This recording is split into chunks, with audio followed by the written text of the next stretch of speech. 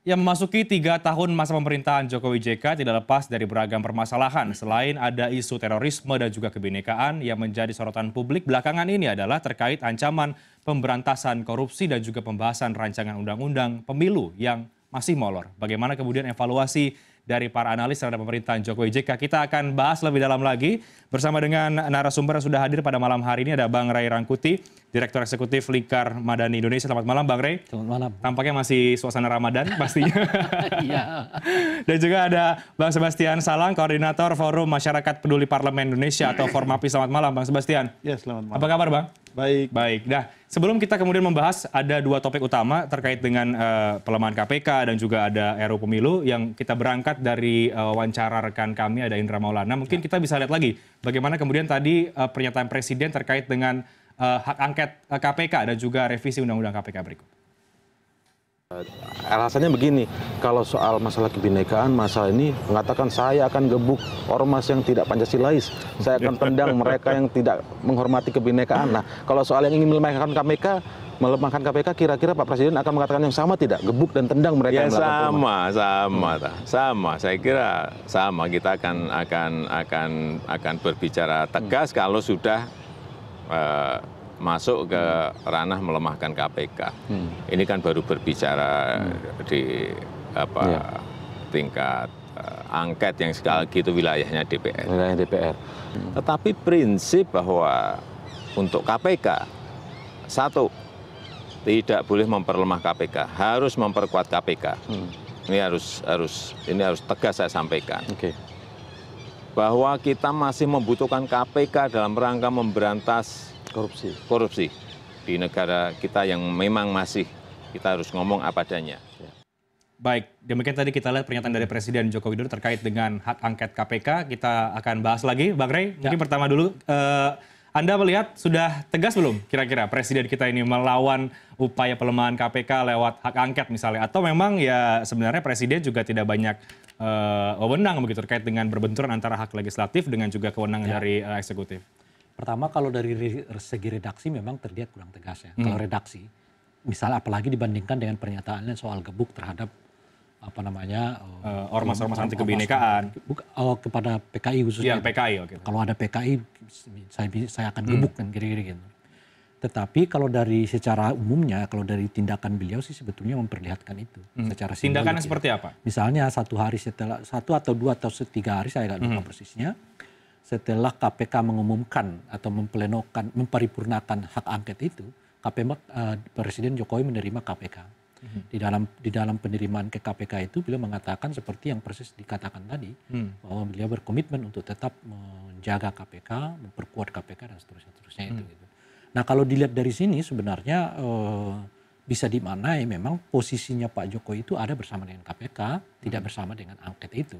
Karena sejauh ini misalnya hak angket itu tidak mendapat apapun semacam isyarat yang menunjukkan bahwa Pak Jokowi berpihak kepada angket gitu.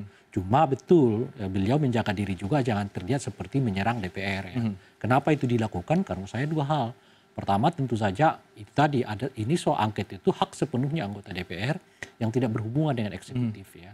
Nah, yang kedua, yang mengusungnya ini adalah partai-partai pendukung dari Pak Jokowi. Ya, partai utama juga. Partai utama juga gitu. Nah, oleh karena itu mungkin situasi yang ada sekarang ini ya Pak Jokowi tidak akan melakukan semacam tanda kutip ya perang dukungan atau perang melawan atau mendukung terhadap KPK dan atau terhadap angket ini gitu ya. Tapi itu tadi mungkin beliau akan lihat waktu dan prosesnya. Begitu memang kehadirannya dibutuhkan, dia akan memperlihatkan sikap itu. Cuma memang pertanyaannya, kata tidak memperlemah itu. Nah, tidak memperlemah itu apa dalam bayangan Pak Jokowi? Nah, ini yang kita belum paham. Apakah misalnya kata tidak memperlemah persi Pak Jokowi itu hampir sama seperti yang dibayangkan oleh seperti yang dibayangkan oleh kawan-kawan di kelompok pro demokrasi, ya, pro penggiat anti korupsi dan sebagainya gitu. Misalnya kita kaitkan dengan soal rencana revisi Undang-Undang KPK gitu. Beberapa pasalnya itu kan sebetulnya banyak ditentang oleh kelompok-kelompok anti korupsi gitu. Pasal-pasal yang melemahkan yang dianggap berupaya untuk melemahkan KPK gitu. Nah, di sini yang mungkin jadi pertanyaannya, kalau menurut saya secara politik ya KPK, Pak Jokowi berada dalam posisi KPK, kira-kira begitu ya. Tetapi dia menjaga diri supaya tidak terlihat menyerang hak angket itu, karena pertama memang di luar kewenangan dirinya, di luar hubungan dengan dirinya. Yang kedua adalah para pengusung ini adalah partai utama dari apanya gitu. Baik Bang Rey. Saya ingin ke Bang Sebastian. Apa yang Anda tanggapi Bang terkait dengan pernyataan dari Presiden tadi untuk pelemahan KPK ini? Tadi kalau Bang Rey katakan secara redaksional memang terkesan tidak tidak cukup kuat begitu apa yang dikatakan oleh Presiden. Tapi secara simbolis memang tidak pernah juga Presiden seolah-olah menyatakan pernyataan yang mendukung apa yang dilakukan oleh DPR, katakanlah begitu. Ya, sebetulnya Presiden Jokowi itu berada pada posisi yang mencoba dia berada di tengah dari dua kutub yang sedang berseteru ini, antara KPK di satu pihak, lalu kemudian DPR di pihak yang lain. Pesan yang ingin disampaikan Pak Jokowi kalau kita melihat kalimat-kalimatnya secara cermat, yang pertama, angket itu adalah hak DPR. Dan silakan DPR. Itu wewenang DPR begitu, legislatif. Silakan DPR menggunakan hak itu. Tapi pada sisi yang lain, dia juga mengatakan bahwa KPK tidak boleh diperlemah. Begitu. Nah, tinggal pertanyaannya kemudian, apakah angket ini disimpulkan sebagai sebuah langkah politik untuk melemahkan KPK atau tidak? Maka kita bisa membaca, kalau seandainya angket ini ujungnya adalah melemahkan KPK, tentu Pak Jokowi berada pada posisi untuk menentang angket. Tapi abu-abu tidak, gitu. Bang Sebastian, apa yang Anda lihat tentu saja, sebagai seorang presiden, dia menjaga relasi dengan legislatif yang memiliki kewenangan. Tetapi secara substansial dia ingin mengatakan bahwa KPK harus tetap dijaga karena ini adalah kebutuhan bangsa kita. Dia perlu diperkuat. Gitu. Nah, upaya-upaya untuk melemahkan itu tentu saja nanti itu akan dirumuskan secara sendiri oleh pemerintahan Jokowi untuk mengatakan ini menolak untuk melemahkan. Tentu mengintervensi secara langsung itu tidak boleh juga dilakukan oleh Presiden Jokowi. Dalam hasil analisis yang kami lakukan, itu 2 minggu yang lalu angket KPK ini dia menjadi top isu di Indonesia selama sepekan, begitu. Dan itu terlihat sekali bahwa memang angket KPK ini mengalami penguatan karena DPR sendiri mendapat dukungan ya dari beberapa kekuatan politik. Lalu kemudian ada perubahan peta politik di internal DPR sendiri, yang tadinya menolak, sekarang mendukung. Yang tadinya tidak mengirimkan wakil, sekarang mengirim wakil. Lalu kemudian ada beberapa tokoh politik di luar parlemen, itu juga menyatakan mendukung upaya yang dilakukan. Jadi mungkin singkatnya gini. Di sisi yang lain, ini dinamikanya. Di sisi yang lain, itu gerakan kelompok atau masyarakat publik untuk menentang angket ini karena disimpulkan. Jadi ini cukup besar kan? Ya, kalau publik sudah membuat kesimpulan bahwa angket ini adalah upaya untuk melemahkan, begitu. Tapi presiden kan sebagai kepala negara, dia tentu tidak boleh membuat kesimpulan di awal. Jadi apa yang kemudian sikap presiden sampai dengan saat ini terkait dengan pansus hak angket ini? Apakah Anda nilai, Bang Rey juga nilai, sudah cukup tepat sebenarnya apa yang kemudian dilakukan oleh Presiden Jokowi? Karena kalau kita lihat kan biasanya dari beberapa kasus belakangan ya, Pak Jokowi ini kan agak sensitif begitu ketika media sosial atau ketika publik sudah mulai bersuara begitu. Dia cukup presiden yang cukup mendengarkan apa suara-suara dari publik. Bagaimana Bang Sebastian? Ya, sebetulnya terlalu dini juga kalau Jokowi sudah langsung mengambil sikap sekarang. Oke, jadi sudah tepat begitu? Ya, jadi saya kira langkah yang diambil Pak Jokowi hanya memberikan sinyal gitu atau pesan substansial bahwa teman-teman DPR, kalian boleh menggunakan hak kalian, tapi sikap saya KPK tidak boleh dilemahkan. Oke. Kira-kira itu pesan pentingnya. Begitu. Sebagai ini diharapkan masyarakat juga bisa menangkap sinyal itu begitu. Tentu saja pesan politik ini itu sangat penting itu didengarkan oleh DPR dan juga publik menangkap bahwa upaya atau segala macam upaya yang ingin membuat KPK itu menjadi lemah, membuat KPK itu menjadi melempem, itu akan dilawan. Dan presiden tidak sendirian. publik ada di belakang itu. Gitu. Nah, baik. Mungkin Gimana, Bang? kesulitannya nanti itu adalah soal kalau terus berlanjut angket ini ya, kesimpulan dari angketnya, apa kesimpulannya atau apa semacam rekomendasinya. Kalau secara politik tentu hak menyatakan pendapat ya. Nah, sekarang hak menyatakan pendapat ke KPK itu bagaimana bentuknya? Kan kira-kira gitu tuh ya. Jadi ini mungkin kesulitannya. Mungkin bayangan saya adalah DPR akan membuat rekomendasi agar misalnya ada revisi undang-undang KPK, ada pencopotan misalnya komisioner KPK gitu. Sebagai contoh ini. Dan itu semua bertumbuh kepada presiden. Nah, di sini posisi sulit presiden ya. Di satu segi ya dia akan mungkin kalau dia menolak, yang mendukung ini adalah anggota partai politik pendukungnya gitu. Tapi kalau ia menurun, menurut saya bagian terpenting dari popularitas dan elektabilitasnya akan hilang juga. Sebab bagaimanapun bertahannya orang terhadap Pak Jokowi sekarang ini salah satunya karena beliau dianggap figur dari tokoh anti pemberantasan korupsi gitu. Jadi kalau beliau juga menerima, nah di situ kesulitannya. Apa yang saya mau katakan, ini partai pendukung Pak Jokowi khususnya harus ekstra hati-hati. Mereka mau bawa kemana ini angket? Nah, apakah mereka bisa menahan angket ini sampai urusannya soal KPK? Atau sebetulnya nanti angket ini juga berpotensi akan menyulitkan posisi presiden secara langsung atau tidak langsung gitu. Misalnya itu tadi, kalau ada rekomendasi yang memungkinkan presiden atau bahkan mewajibkan presiden harus terlibat, nah di sisi posisi presiden akan sangat sulit. Gitu. Karena begitu kan publik juga melihat kan apa yang kemudian terjadi prosesnya. Daya jual presiden sekarang ini yang salah satu yang paling tinggi itu selain kinerja adalah bahwa beliau terlihat memang sangat anti korupsi. Ya, baik. Nah, sebelum kita juga membahas, setelah kita membahas bagaimana kemudian pansus angket DPR terhadap KPK, ini juga ada lagi kemudian langkah-langkah dari DPR yang lain kemudian memasukkan delik korupsi misalnya ke dalam KUHP begitu. Kita akan lihat lagi bagaimana kemudian pernyataan dari ataupun tanggapan dari Presiden Joko Widodo terkait dengan sejumlah upaya-upaya yang mungkin bisa dianggap melemahkan KPK. Tapi ini juga kita menarik melihat bagaimana pernyataan dari Wakil Ketua DPR Fahri Hamzah. Kita akan simak berikut ini.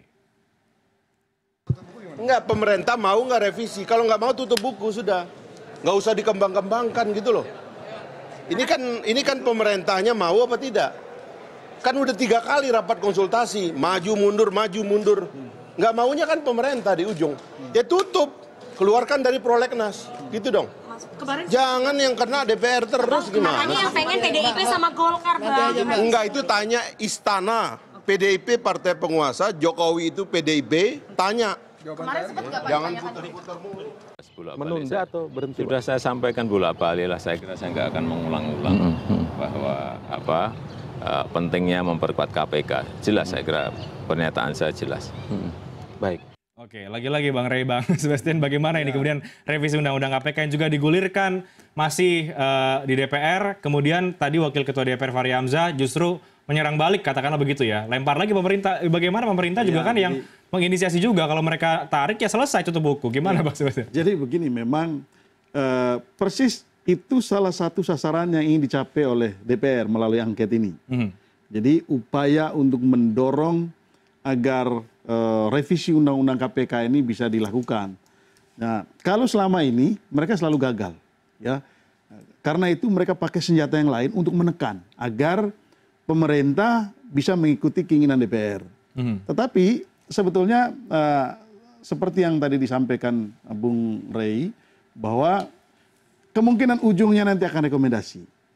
Saya memperkirakan pemerintahan Jokowi itu bukan baru sekali 2 kali punya pengalaman untuk menolak rencana DPR, menolak rencana DPR untuk melakukan revisi Undang-Undang KPK, terutama untuk melemahkan. Karena apa? Karena konsep yang sudah ditawarkan selama ini sudah kelihatan sekali bahwa ujung-ujungnya ingin melemahkan KPK. Tapi kalau revisinya didorong oleh partai pendukung pemerintah seperti apa Bang Sebastian? Ya, event itu didorong oleh semua partai di DPR. Kalau pemerintah tidak mau membahas itu tidak akan jadi. Begitu. Dan saya kira disitulah posisi penting Pak Jokowi, dan saya yakin sekali Pak Jokowi dia akan mengatakan tidak untuk merubah Undang-Undang KPK dengan model pernyataan seperti yang disampaikan Bung Fahri Hamzah yang marah-marah melulu itu, ya kan? Model kayak begitu, ya. Lalu kemudian yang kedua, kalau seandainya nanti rekomendasinya itu misalnya mencopot pimpinan KPK, itu bukan domain presiden. Betul. Presiden tidak punya kewenangan untuk mencopot. Nah, karena itu maka ini adalah pengalaman pilu yang kedua kalinya. DPR mengeluarkan rekomendasi, tapi rekomendasi itu tidak punya makna apa-apa. Rekomendasi itu tidak punya arti apa-apa. Nah, bahkan menurut hemat saya, angket KPK ini tidak sampai kepada ujung mereka mengeluarkan rekomendasi. Karena ini dinamikanya luar biasa, sementara DPR sendiri itu sebetulnya kebingungan orientasinya mau kemana ini. Makanya sekarang itu semua hal mereka mau bicarakan. Padahal angket itu fokus, sasaran tembaknya jelas. Nah, kalau kita lihat sekarang ini kan semua hal mau dibicarakan di angket ini. Baik, tapi kalau untuk yang revisi seperti tadi kalau kata Fahri Hamzah, pemerintah juga tidak ada niatan seperti untuk menarik kembali, karena kan kalau pemerintah tarik ya selesai ini perkaranya, sudah tutup buku. Enggak, itu biasa saja di DPR itu keluar masuk sebuah RU di dalam prioritas, non prioritas, dimasukkan di dalam agenda tahunan, dikeluarkan lagi, itu biasa di DPR. Dan itu juga bagian dari mainan DPR kok. Begitu. Baik, Bang Rey, mungkin singkat bagaimana tadi pendapat Anda? Oh, justru saya melihat justru ini cara Pak Jokowi untuk tidak untuk mengatakan bahwa tidak mau revisi KPK. Jadi Anda juga yakin sepahaman juga dengan? Iya, sebab kalau lagi-lagi kan begini, yang mendorong revisi KPK ini meskipun datangnya dari pemerintah, tetapi kan sebetulnya adalah partai-partai politik. Partai politik menginginkan supaya revisi itu dilakukan. Dibuatlah draftnya oleh Presiden dan disampaikan kepada DPR, kan kira-kira gitu.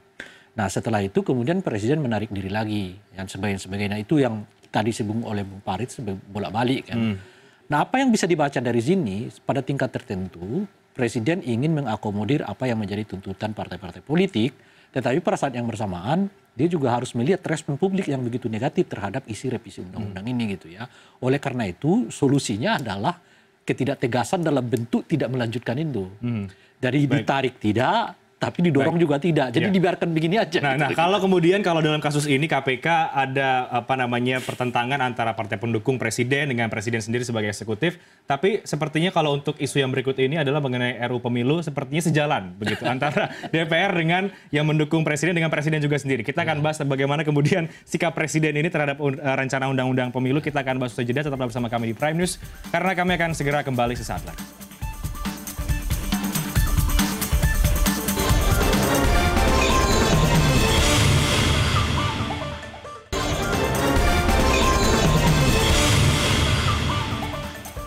Dan terkait pembahasan rancangan undang-undang pemilu yang molor, ini terutama alotnya pembahasan presidensial threshold, Jokowi mengatakan selama ini sudah menggunakan ambang batas 20%, sehingga jika menjadi 0%, ini seakan-akan justru mundur ke belakang. Sementara kita membutuhkan undang-undang yang tetap dan tidak berubah setiap 5 tahun sekali. Kalau sudah sekian tahun kita sudah masuk ke 20%, kemudian ada kepentingan-kepentingan pragmatis jangka pendek, kita tidak menyederhanakan sistem pemilu kita tidak menyederhanakan partai-partai yang ada, apalagi dengan memberikan kebebasan seperti itu, ya apa kita mau setback ke belakang? Mestinya yang kita harus hitung adalah ketatanegaraan kita dalam bidang politik untuk jangka panjang, tidak setiap 5 tahun kepentingannya apa dirubah, setiap 5 tahun kepentingannya apa dirubah. Kapan kita akan memiliki sebuah undang-undang yang betul-betul bisa kita pakai dalam jangka yang lama? Ya, kita akan bahas lagi bersama dengan Bang Ray Rangkuti dan juga Bang Sebastian Salang. Nah, Bang Ray dan juga Bang Sebastian, tadi sudah kita obrolan sedikit ya ketika off air. Kalau tadi ada perbedaan antara eksekutif dengan legislatif, khususnya para pendukung Presiden Joko Widodo di partai politik, ini kan sejalan begitu kan? Artinya kepentingannya sama nih antara parpol dengan eksekutif dengan Presiden Joko Widodo. Melihat kemudian ada RUU Pemilu ini yang masih molor sampai dengan sekarang, Bang Ray dan juga Bang Sebastian, Anda bagaimana melihat ini? Apa yang kemudian tadi kata Presiden ada kepentingan pragmatis itu. Gimana nih Bang Ray? Iya, memang itu faktor yang paling dominan menurut saya ya, bahwa kepentingan pragmatis partai politik ya dalam revisi undang-undang partai politik ini yang membuat revisi ini jadi molor. Tapi ini bukan kali pertama. Hampir setiap revisi undang-undang politik kita selalu molor gitu. Sejak dari 2004 seingat saya, 2004 ke 2009, 2009 ke 2014, 2014 ke 2000 sekarang ini kan. Selalu molor dari waktu yang semestinya gitu. Jadi bahkan molornya itu kadang-kadang bisa setengah tahun sampai 1 tahun rencana revisi undang-undang. Oleh karena itu hampir setiap pelaksanaan pemilu kita itu selalu tidak tepat waktu, tidak tepat sesuai dengan yang dibayangkan gitu. Kenapa? Karena undang-undangnya selalu molor di tengah jalan. Gitu. Jadi persiapan pun juga agak molor. Agak sempit, agak sempit gitu. Nah, kalau disebutkan bahwa apa namanya ya kebutuhan pragmatis, harus diingat bahwa di pihak yang lain juga, pihak pemerintah juga sebetulnya mendorong banyak revisi di dalam undang-undang ini. Yang mengakibatkan kemudian banyak perubahan-perubahan yang sejatinya nggak perlu ada gitu. Nah misalnya sebagai apa? Sebagai contoh lain misalnya soal alokasi kursi yang ditambah. Efeknya adalah dapil yang berubah. Kemudian juga soal apa namanya ya jumlah kursi yang tersedia di setiap dapil dan ditambah dengan penguatan DPR, penguatan KPU, penguatan Bawaslu macam-macam. Jadi kepentingan praktis, kepentingan siapa dulu begitu ya? Saya pikir baik pemerintah maupun partai politik di DPR punya kepentingan masing-masing. Nah, titik komprominya mereka ini kan kalau kita lihat adalah pada angka 20%. Khususnya dari partai pendukung maupun dengan Pak Jokowi kan. Meskipun dalam kalkulasi saya secara personal sebetulnya angka 20% itu merugikan kepada Pak Jokowi gitu. Kenapa gitu? Karena kalau sampai 20% angka ininya presidential threshold-nya, Pak Jokowi makin tergantung pada partai gitu. Bukankah memang alasan mereka adalah 20% itu untuk kembali menguatkan sistem politiknya? Iya. Maksud saya kalau kita berbicara pragmatis itu tadi, sebetulnya ini angka 20% ini agak merugikan kepada presiden. Kenapa gitu? Sebab dia makin tergantung kepada partai. Anda bisa bayangkan nanti misalnya 20% ini, 1 atau 2 partai yang berkoalisi sekarang aja tidak mau mengajukan Presiden Jokowi, nggak terpenuhi. Syarat administratifnya gitu untuk mendukung Pak Jokowi jadi calon presiden kembali. Artinya presiden percaya diri nih. Jauh lebih aman kalau misalnya dia tetap mengatakan 0% gitu. Nah pertanyaannya kenapa Pak Jokowi tidak mau 0% tapi maunya 20%? Nah itu yang saya sebut sebagai titik kompromi antara ide-ide yang begitu banyak dikeluarkan oleh pemerintah dalam RUU revisi ini dengan juga ide-ide yang dikeluarkan. Kalau partai ini kan memang secara umum pertahanan mereka itu cuma di 3 poin gitu loh. Pertama presidential threshold, kedua parliamentary threshold gitu ya. Nah yang ketiga adalah soal alokasi kursi di dapil dan sebagainya gitu. Baik, Sebastian, Anda punya pendapat lain. Kalau presiden kemudian tetap bersikeras di 20%, apakah kemudian Formapi juga sepakat dengan presiden? Ya, sebetulnya begini.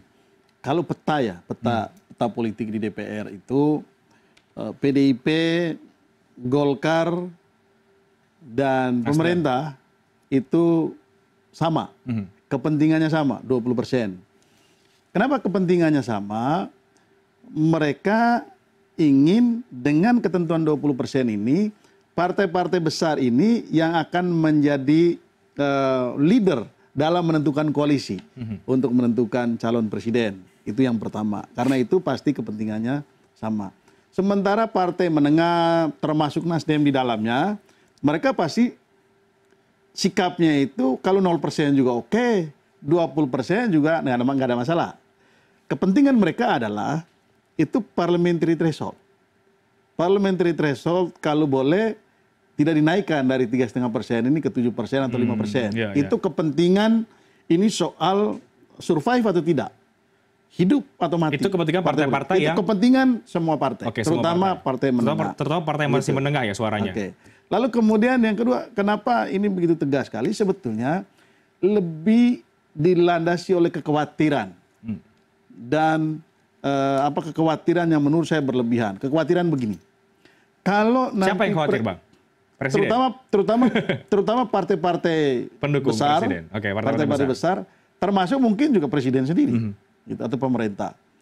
Kalau presiden threshold 0%, maka dikhawatirkan orang yang baru mendirikan partai, lalu kemudian punya ambisi untuk jadi calon presiden, didukung oleh finansial yang cukup besar, maka mereka akan nyelonong jadi calon presiden. Dan ini dikhawatirkan. Karena itu maka nggak bisa dong partai baru tiba-tiba bisa mencalonkan ketuanya presiden dengan presiden. mudah begitu. Tetapi kita punya pengalaman. Kita punya pengalaman, even partai pemenang pemilu pada 2009,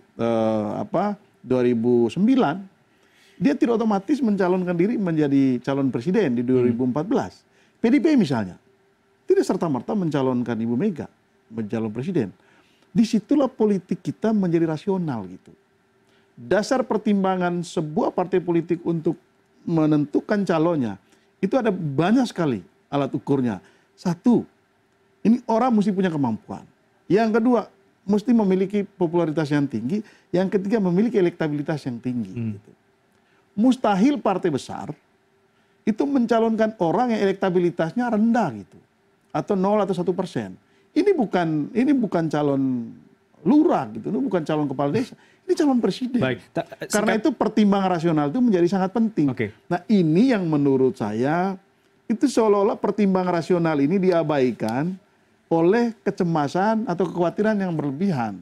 Begitu. Jadi singkatnya Anda agak kurang sepahaman gitu kurang sepakat dengan presiden. Kalau bicara soal presiden threshold tidak relevan ketika kita bicara soal pemilu legislatif dan pemilu presiden dilakukan secara serentak. Presiden threshold itu penting digunakan ketika pemilu legislatifnya dilakukan duluan dari pemilu presiden. Begitu. Karena dasar untuk menentukan itu adalah hasil pemilu.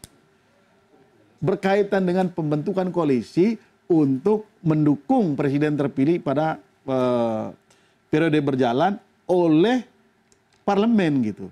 Ini kan sebuah desain ketatanegaraan agar presiden terpilih itu mendapat dukungan politik di parlemen. Kan begitu dasar pemikirannya. Tapi kalau pemilu presiden dan pemilu legislatifnya dilakukan serentak, lalu dasar yang digunakan untuk menentukan presiden threshold pemilu yang mana? Baik. Begitu. Bang Sebastian, Bang Rey, kalau tadi kita juga mengutip kata-kata presiden tadi ya, kita jangan mundur lagi begitu. 10 tahun sudah pakai, kemudian ini nanti diganti lagi. Nanti ada kepentingan politik 5 tahun lagi diganti lagi. Kita nggak punya undang-undang pemilu yang kemudian menjadi pegangan utama kita. Bagaimana ini, Bang Rey? Ya kalau dalam poin itu memang Pak Jokowi mengatakan jangan mundur gitu. Tapi sebetulnya pada poin yang lain, menurut saya banyak revisi ini yang mundur justru gitu. Seperti tadi Anda sudah singgung ya, misalnya dapil dan sebagainya. Dapil, soal parliamentary threshold, macam-macam gitu. Artinya apa? Kalau Pak Jokowi mau konsisten sebetulnya banyak yang harus kita revisi kembali dari revisi undang-undang ini. Jadi kalau bicara kemunduran, ukurannya jangan soal mundur gitu. Ya kalau pakai mundur artinya revisi yang sekarang ini juga jauh dari ideal yang dibayangkan gitu. Oleh karena itu dugaan saya mungkin setelah undang-undang ini akan ditetapkan akan banyak gugatan lagi. Termasuk ke presidensial threshold yang 20% gitu. Karena basis ininya ya, basis politisnya agak kurang, basis faktualnya juga agak kurang, basis konstitusionalnya juga agak kurang gitu. Menetapkan angka 20% itu. Meskipun ketika ia diuji dulu misalnya ke MK tetap menyatakan 20% itu merupakan kewenangan anggota DPR untuk menentukan angka itu. Bukan meskipun tapi itu terjadi karena pemilunya masih tidak serentak. Nah ini kalau serentak bagaimana? Sekarang kita kalau pakai 20% dari mana? Itu juga perhitungannya. Nah kalau mengandaikan 20% dari pemilu yang sebelumnya kan kira-kira gitu. Nah bagaimana kita melihat fluktuasi perolehan suara setiap pemilu yang berubah-ubah ini gitu.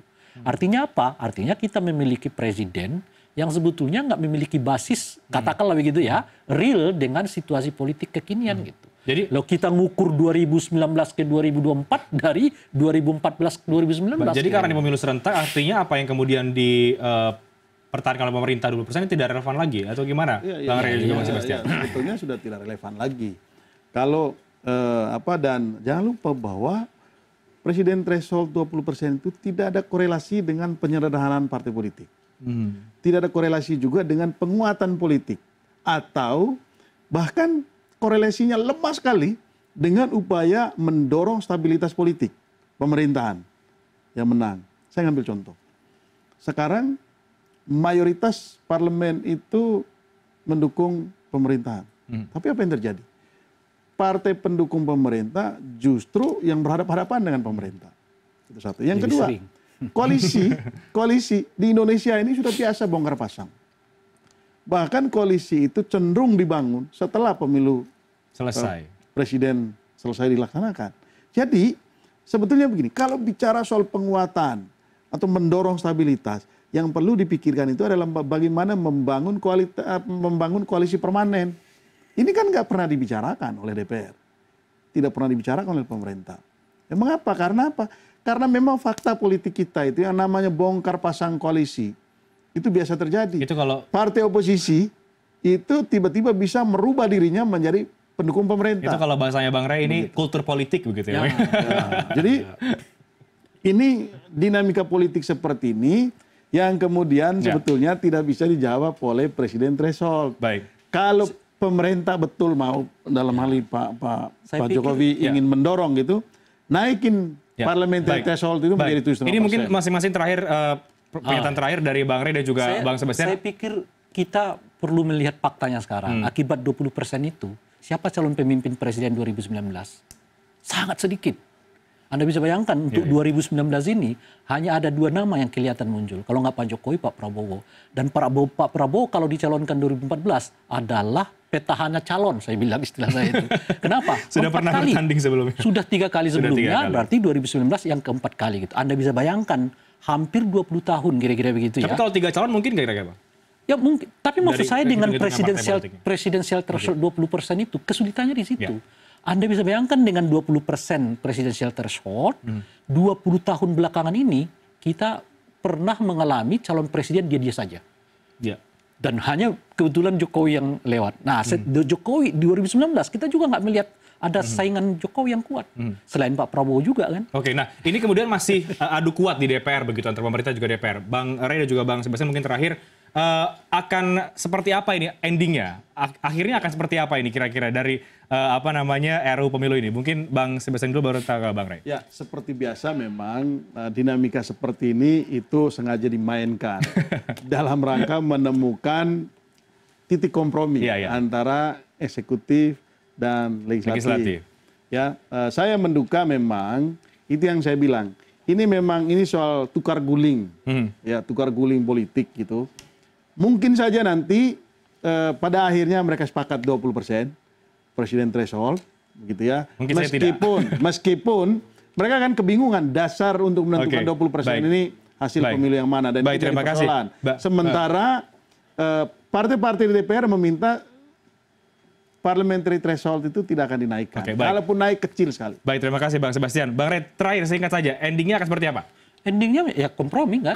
Dan saya pikir justru 20% ini alat presiden untuk kompromi karena mereka sudah mendapatkan banyak pada poin-poin sebelumnya gitu. Baik. Kita akan tunggu nanti bagaimana kemudian adu kuat antara legislatif dan juga eksekutif kali ini dalam rancangan undang-undang pemilu. Terima kasih Bang Ray Rangkuti, Direktur Eksekutif Lingkar Madani Indonesia, dan juga ada Bang Sebastian Salang, Koordinator Forum Masyarakat Peduli Parlemen Indonesia atau Formapi. Dan rangkuman bahasan kami pada malam hari ini akan segera hadir. Tetap bersama kami di CNN Indonesia Prime News akhir pekan.